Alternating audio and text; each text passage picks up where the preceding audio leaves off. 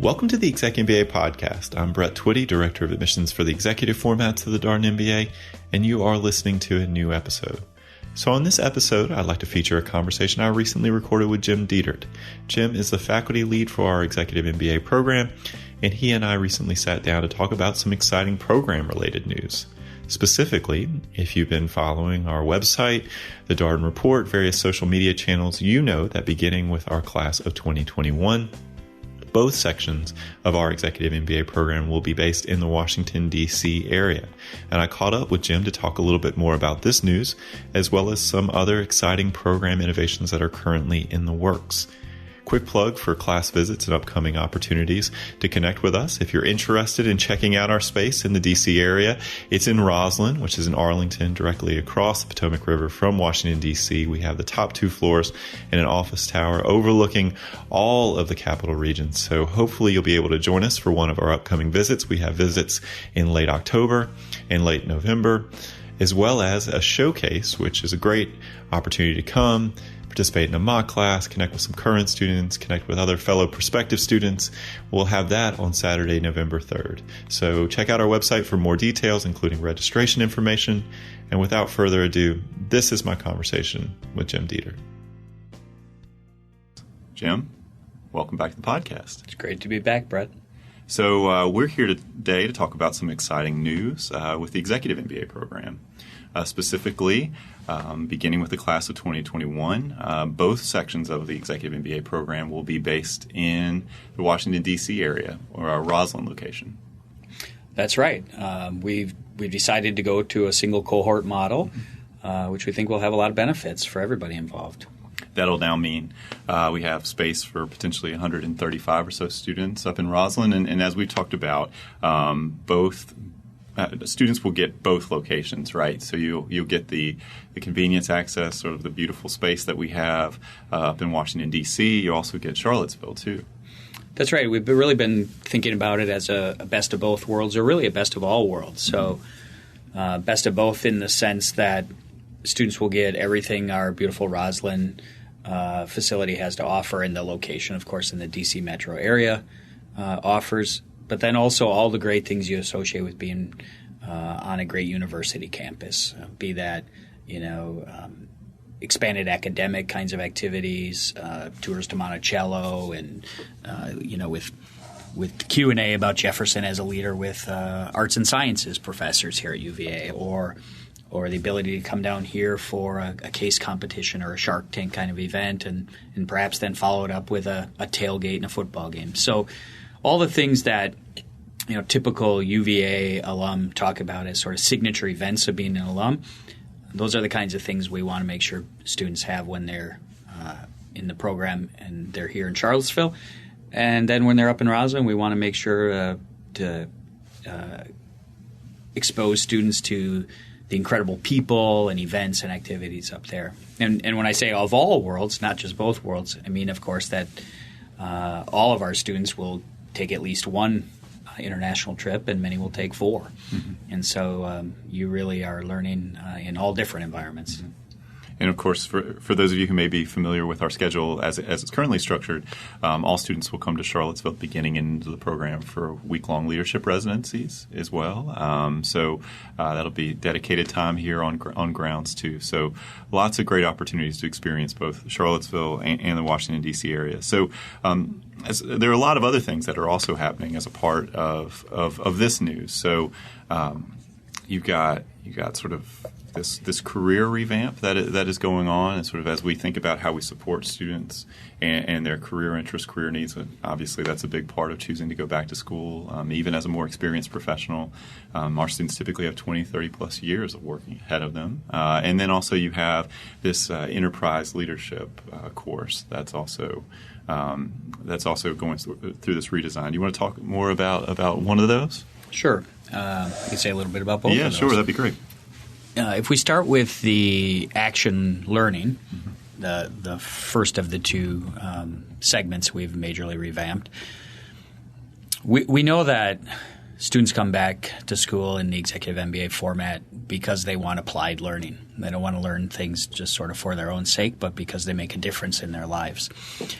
So what we're committed to doing with the action learning program, which will start from the day you arrive and go right up through the end of the program, is to create a set of activities, some directly sort of career progression related, things that are directly tailored to you, whether you're a climber in your own company or industry, or you're a switcher of various types, or even an entrepreneur or small business person. Activities that help you along one of those journeys in very sort of career skill related ways. And then also more generally to introduce a set of experiential, assessment, individualized activities that really help you develop the particular skill sets associated with whichever of those journeys you happen to be on. And so we're working on creating really an integrated sequence of activities and experiences that start the day you get here and carry on through graduation. And of course, one of the excellent features of the Darden program is that we have lifelong alumni career services. So that particular component is something that well beyond graduation is still with you.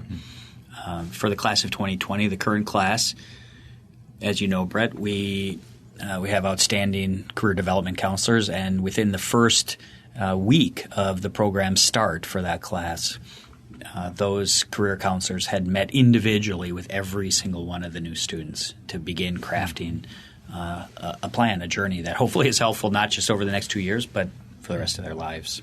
Yeah, you're right to point out that the career support here at Darden begins before you even matriculate, right, with your career kickoff meeting. Jim Collins, Sarita Saltz, both of these folks are well known here on the podcast. They've been on a couple times each, and then obviously you get to work with them throughout the program. You also have Connie Dunlop, who was recently on the podcast, who leads a professional advancement course and has been instrumental in sort of helping conceptualize some of this action learning revamp. And then, as you note, after graduation, alumni services for career services for life. So really, from the time you begin to well after you graduate. So what about the enterprise leadership courses? Yeah, so 4 times during the program, there's a course called Explorations in Enterprise Leadership. And the idea for these courses has always been to have them be really connected to the unique advantages offered by the D.C. metro area. Being sort of a connective point for business leaders, government leaders, nonprofit space leaders. So for the class of 2020 and beyond, the exploration courses have been redesigned to be very hot topical. So we have courses in health and healthcare, courses in emerging and frontier markets, sort of important topics that really whatever your particular job type or focus is, you'd be hard-pressed to say that health or the global economy or things like leading in a volatile, uncertain world. I mean, you'd be hard-pressed to say these things are not relevant. And one of the things I'm really pleased about is that we have signed as 3 new Dean's Fellows high-level leaders to partner with Darden faculty to deliver those courses.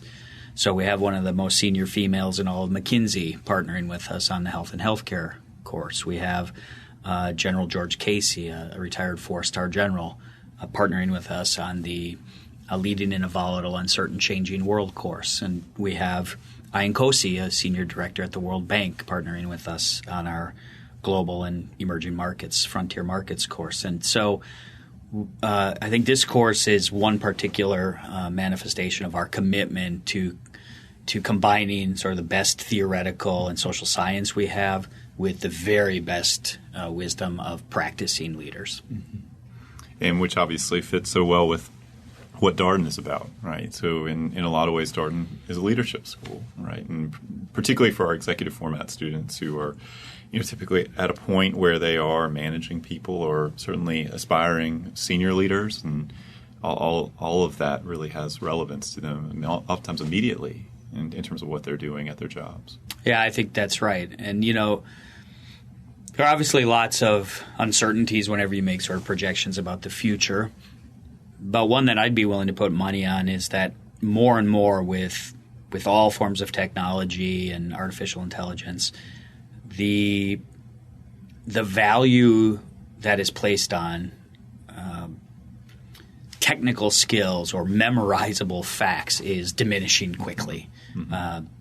We simply are not going to live in a world anymore where leaders are the ones who know the most in any technical sense. I think those are largely being commoditized. And so what we try to do culturally and then very specifically programmatically is to acknowledge that reality and say what leaders are going to need now and in the future are abilities to think critically, to react quickly to ambiguous crisis kinds of situations, to deal with the intrapersonal and also emotional, stressful interpersonal challenges that computers are not quite ready to replace us at. And if that's where value is going to lie in the future world of leadership, then that's what we should be focusing on. So let's talk about sort of from a practical standpoint or experiential standpoint, what it's going to be like on those weekend residencies. 2 sections in Roslyn. That'd be maybe 135, 140 students there together. So 2 sections, maybe a classroom of 65 or so students. So when you think about the opportunities that presents that particular arrangement presents for students, what comes to mind? Well, certainly one of the things we have learned over the past few years as we've had distinct Charlottesville and Roslyn sections or cohorts is that opportunities for people to interact and really get to know each other across the sections was obviously limited in some ways. So for me, one of the most obvious benefits is that when the 2 sections, if you will, of the program are literally just across the hall from each other, whether that be largely in Roslyn or the few times during the program you're here, the first and obvious benefit is that the ability to develop a network deeply that's twice the size is made possible. The other thing that obviously does is when you've got everybody in one place, activities such as clubs, events, all sorts of extracurriculars that are much harder to pull off for a variety of reasons become much easier when you've got everybody in one location. So, I think you could argue that in a lot of ways the in-class experience won't be fundamentally different with this change, but the out-of-class experience will really be enhanced. One additional way I think the out-of-class experience will be enhanced is both our faculty and students have noted for the last several years that they'd love more time to interact, that is faculty-student interactions. And by having faculty just in the one location for the duration of the residencies, those informal opportunities to interact at breaks or before class starts or in the evening goes up significantly because faculty are not in a car transferring from one location to the other. They're sitting in the facility with students. That's right. And people were always asking, do Darden faculty actually come up here to the D.C. area to teach? And the answer to that is yes. Yes, they do. But that, as you note, has limited the time that they are able to spend with one group or the other, right? Because they're toggling back and forth during the weekend. You make a great point about extracurriculars because we talked with some of the clubs and organizations here on the podcast. And when they have something in Roslyn, that means that some of the students who are in Charlottesville, for example, would have to Skype in or Zoom in for it. And when something happened in Charlottesville, students could remote in from Roslyn, but logistically more complex and experientially maybe not totally optimal for everyone who's participating. And then you think about, gosh, if everybody was just in one location, you have that speaker come, they've got a lot more people in the room. The experience is better for all parties. I think that's right. And, while our program staff, anybody that's associated with our programs knows that Deanne Wards and Kathy Masloff and team are phenomenal. But it also was just a simple fact that when we were running, 2 different schedules in 2 different locations, they were each focused on those specific residencies. And now we can bring this entire team's intelligence and energy and creativity to planning one master experience, if you will. Yeah. I think that's going to bear all sorts of great fruit. Absolutely. And one of the things I'm really excited about is the fact that weekend residencies for all students will be Friday, Saturday, Sunday. And starting at noon on Friday, which is a new innovation, and then concluding same time as we always have it at 3 on Sunday. But that noon start time, I think, will make potentially the program a little bit more accessible to folks who are traveling a little from further away. Maybe you don't have to come in on Thursday night. Maybe you can fly in or travel in the day of that first residency. Yeah, I mean, I think realistically, with the exception of folks, perhaps up the Northeast Corridor who could take quite a few shuttles, early on Friday, a 10 a.m. start made it pretty tricky for people to come from the Midwest or other places in the Southwest. And I think given we're, a grand total of about 8 minutes away from Reagan National, there should be solidly half or more of this country where you could fly from on a Friday morning and still be there in time for class. Yeah, we are less. In case you're curious, so Roslyn, to some of you who may be listening, may be unfamiliar. What is this place? So it is a neighborhood of Arlington. It's directly across from Washington D.C. So if you're familiar with the Georgetown neighborhood of D.C., it's right across the Key Bridge, right at the shores of the Potomac River, and we are less than 5 miles from both Union Station, which is the principal train station in Washington D.C., and as well as DCA or Ronald Reagan National Airport. So as Jim notes, whether you've taken the metro, that's 5 metro stops from DCA to Roslyn, or if you're taking an Uber, it's a very quick ride. So very, very accessible location. Dulles is a little bit further away. It's about 25 miles or so, but certainly with a noon start time, you could be there in no time.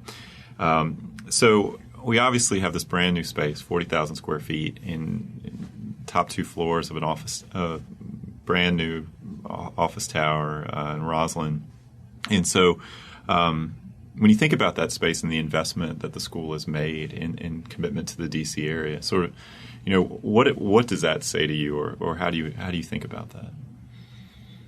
Well, I think what it means to me is that there's a difference between sort of talking the talk about the importance of a location or your commitment to it, and then walking the walk. And when you see the size of that facility and the quality of that facility, I mean, just in the last couple months, I've had several visitors with me to the facility, and as they've looked out the windows from the 30th floor of the facility, they've remarked that they've never seen a better view of D.C. from anywhere, and these are from lifers. So I think that you come visit the facility and you'll see that we're serious about D.C. We're serious about having a meaningful presence that in every meaningful sense of the word creates a world-class experience for students. Yeah, and as we talked about earlier, D.C. has always been about D.C., but it's always also been about the access that D.C. affords, both for folks who live beyond the capital region, right? You have all of a sudden, we have an airport here in Charlottesville. We have a train station in Charlottesville, but you have 3 airports in the D.C. metro area. You have, a much busier train station there in D.C. So it opens up the program to a lot more people. And then also just all that's going on in D.C. To our conversation earlier about the enterprise leadership courses, just the access that it gives you to real leaders and people who are at the forefront of their field. It's tremendous. I think that's right. I mean, you take somebody like somebody from the World Bank, for example, or any other multitude of organizations in D.C. It's not very hard at all for them to come across the river to Roslyn for an afternoon or for a weekend. Although it's only a couple hours away, it's a much bigger thing on a Friday for somebody from any of those organizations to come down to Charlottesville. So I think our ability to tap the incredibly potent base of leaders in the D.C. areas is really facilitated by this move. And it also cuts, it cuts both ways. I mean, we've talked about the ability of people to fly in for a Friday noon start. But if you think about some other major areas that people have historically come to the program from, take a place like the Virginia Beach area. It's just far enough away that a 10 a.m. start with traffic makes driving a tricky bet on a Friday morning. A noon start makes that a pretty certain bet. So I think both by being in D.C. with a full commitment to the facility and to the place, and then also thinking carefully about things like when do we start and end and how many residencies do we have, hopefully we've been appropriately attentive to what people want and need from a part-time executive MBA program. Yeah, to me, all of this is very much in line with, I think, what the program has been about. Certainly since I've been here, is this sort of constant innovation, constantly looking at how we're delivering, what we're delivering, what's the student experience. I've been very impressed by the program leadership's willingness to listen to students in the market and all these kinds of things, and so all of this is fantastic, but it's also part of an ongoing sort of broader theme within the program to sort of continually innovate and to continually push to deliver the best possible executive MBA program. Well, it doesn't make a whole lot of sense to talk about all our students needing to lead and operate effectively in a volatile, unchanging world where they have to be agile, and then for us to be completely inflexible and stuck in the past. Sure. So I think we have to be the model of the world we are trying to help our students thrive in. Absolutely. Well, Jim, thank you so much for your time today. You're most welcome. And that was my conversation with Jim Detert, Associate Dean for Executive Degree Programs at the University of Virginia Darden School of Business. Quick plug, Jim is a repeat guest here on the ExecMBA podcast. If you're new to the podcast, be sure to go back and listen to the interview I did with him over the summer. It's a great introduction to both Jim, his background, as well as his plans for the Executive MBA program. Of course, as always, if you have comments, suggestions, requests, we're all ears here at the ExecMBA podcast. Feel free to email us at exec, that's EXEC, MBA@darden.virginia.edu. And until next time, thanks for listening.